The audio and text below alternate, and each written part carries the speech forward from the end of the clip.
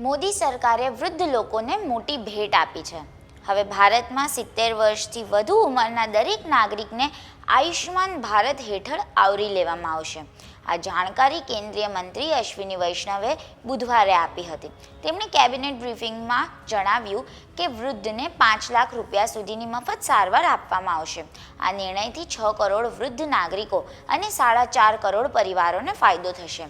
આ યોજના અંદર પહેલેથી જ કવર કરી લેવામાં આવેલા પરિવારોને તેમના પરિવારના વડીલો માટે 5 લાખ રૂપિયાનું વધારાનું કવર આપવામાં આવશે।